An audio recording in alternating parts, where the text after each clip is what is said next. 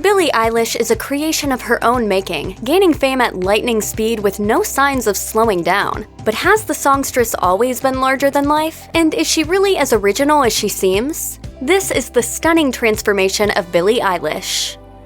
Eilish's origin story began in 2001 in Highland Park, Los Angeles, but if it sounds like she had a glam upbringing, she didn't. She told NME, "Highland Park has become popular now, but growing up there, it was not like that at all. There were gunshots and shit, you know? It was really sketchy." Eilish still calls Highland Park home, and she's seen her neighborhood go through enormous changes, telling Coup de Ma. "It's huge now and kinda popping, which is weird. I think it's really cute. It's very homely, very comfortable." One thing certain about Eilish is that music's in her DNA. In her earliest memories growing up, she was always making noise. She told Paper Magazine, "I've been singing since I was a tiny child. I learned ukulele and piano on my own. My dad taught me some. I've been in a choir since I was 8 years old, so that's where I learned my technique and how to not ruin my voice." I mean, Billie was already singing all the time, and she had this beautiful voice. I don't want to live in a world without you. Just as Eilish was practically born singing, she's also always been sure she was destined to be a musician. She said, "I've always known that singing, writing music, and performing is what I've wanted to do, so I'm glad that it's happening." There would be no Billie Eilish without her parents, Maggie Baird and Patrick O'Connell, two working actors who moved from New York to settle in Highland Park. My mom is the main thing I have to thank. The main person I have to thank for everything. Along with her brother Phineas O'Connell, Eilish speaks of her homeschooled upbringing fondly, telling Essence, "When I see movies set in summertime, that's what my life was like all the time, but it doesn't mean I didn't learn. My mom would cook and she'd be like, 'How much goes into this?' And that's how we learned." Eilish and her brother Phineas have always had a good relationship. She revealed to Coup de Ma, "Me and Phineas have always had a bond. We've always had a connection, especially with music." Me and him were both doing the same thing in the same house, and we just were like, we live 3 feet away from each other, why don't we do this together? Given that Phineas was the older sibling, Eilish looked up to him and would strive to make music that was just as good as his, and their moms. She added, "The whole time I've written any music, since my mom is also a songwriter and she taught me how to write songs, I've always had a standard that is really, really high. I have to be as good as them." Eilish still works with Phineas as her main creative collaborator. We've written and recorded like 90% of everything we've ever made in my bedroom in my parents' house.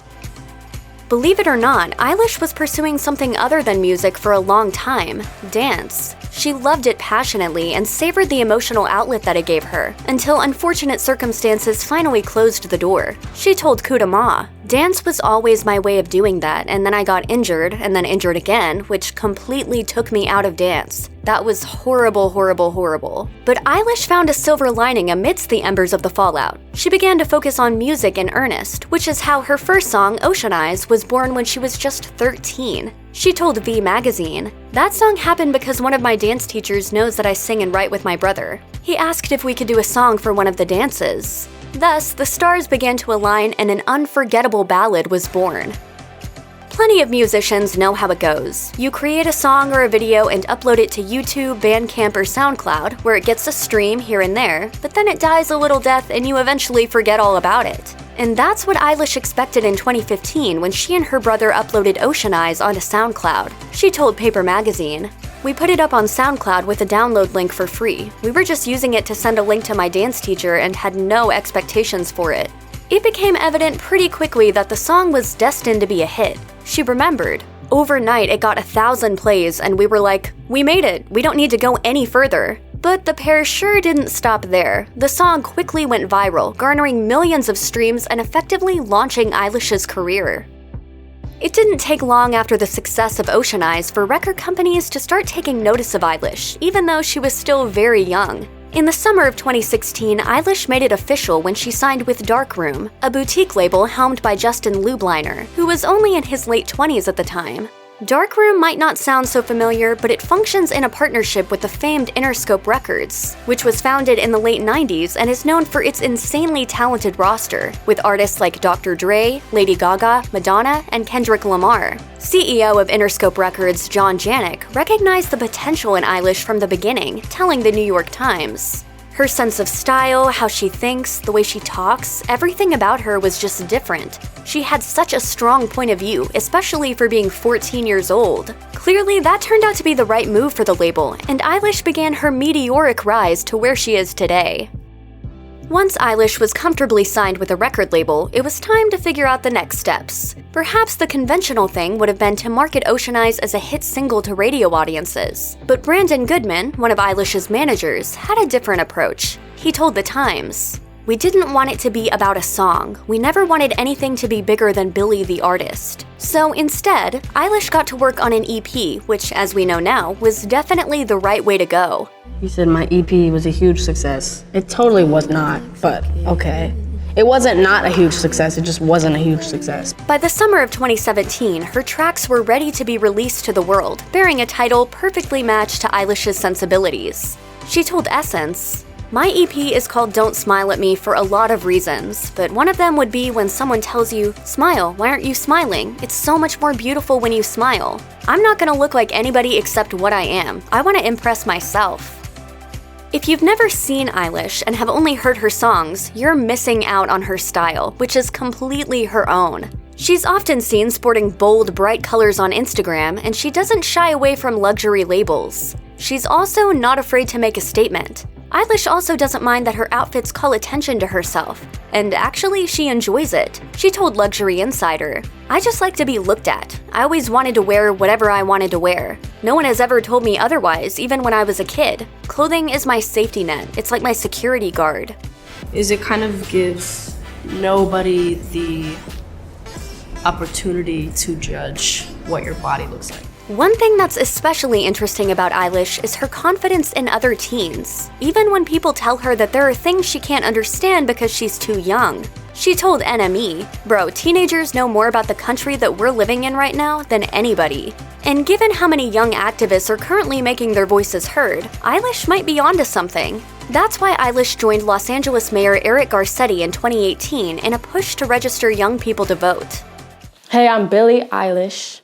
And I'm Eric Garcetti. She told NME, "The world is ending, and I honestly don't understand the law that says you have to be older to vote, because they're going to die soon and we'll have to deal with it. That doesn't make any sense to me. But to see young people taking part in peaceful protests and not obeying is beautiful."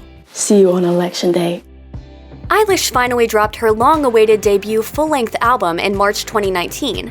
Titled When We All Fall Asleep, Where Do We Go?, it's the culmination of 3 years of work from Eilish and her brother, who worked on it in his bedroom studio.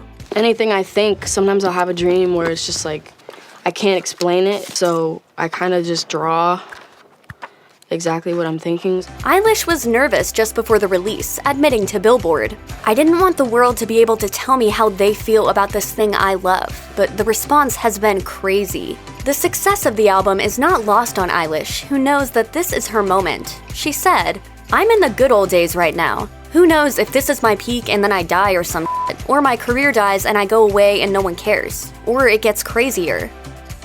In 2019, Eilish got to do what so many artists dream about when she played a full set at Coachella. Everybody knows what Coachella is. Even if you don't care about music, you know. It was only 2 weeks after her debut album landed at #1 on the Billboard 200, and it was a moment her fans anxiously awaited. This is the first show I'm doing any of the songs that just came out. We made this album to do live. But the night before, Eilish was still processing all of the emotions that come with performing her set. She confessed to Billboard, "Everything that's being said about me and what I've created. I'm playing Coachella tomorrow and I'm doing this and I'm doing that. I keep having to think of it like I'm not me because it is just a name." But of course, Eilish crushed it. Given her success, she's been able to develop relationships with other celebs she's admired. She said, "I'm at this place where I kind of know all of the people that I'm a fan of. It's very weird."